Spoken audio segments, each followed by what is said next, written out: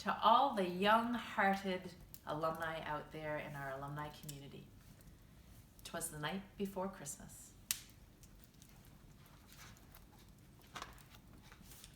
'Twas the night before Christmas when all through the house not a creature was stirring, not even a mouse.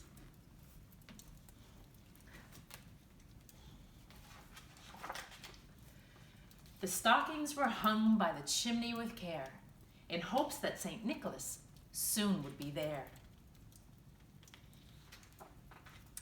The children were nestled all snug in their beds, while visions of sugar plums danced in their heads.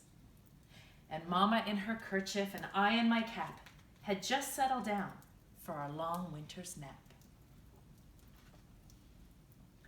When out on the lawn there rose such a clatter, I sprang from my bed to see what was the matter.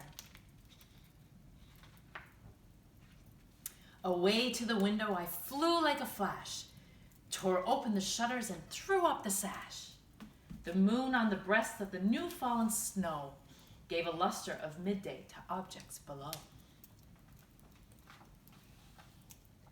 When what to my wondering eyes should appear but a miniature sleigh and 8 tiny reindeer. With a little old driver so lively and quick, I knew in a moment it must be St. Nick.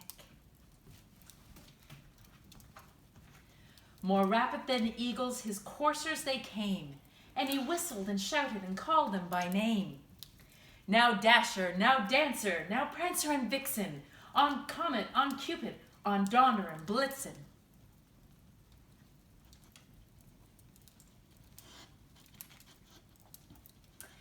To the top of the porch, to the top of the wall, now dash away, dash away, dash away all.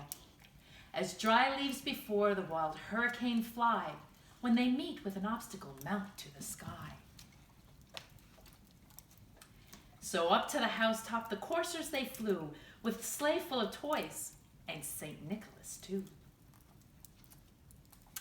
And then in a twinkling I heard on the roof the prancing and pawing of each little hoof. As I drew in my head and was turning around, down the chimney St. Nicholas came with a bound.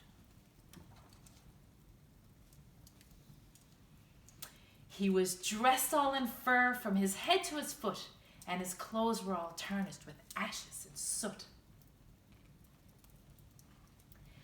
A bundle of toys he had flung on his back, and he looked like a peddler just opening his pack.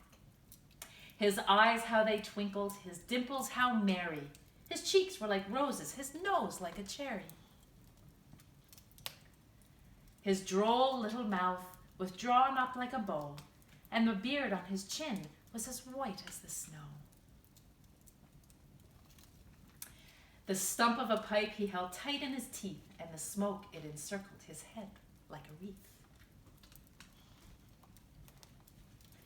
He had a broad face and a little round belly that shook when he laughed like a bowl full of jelly.